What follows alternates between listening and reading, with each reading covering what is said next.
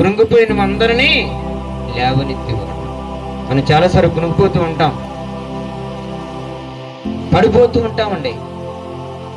చాలా విషయాల్లో పాపంలో పడిపోతూ ఉంటాం, లోకాశల్లో పడిపోతూ ఉంటాం.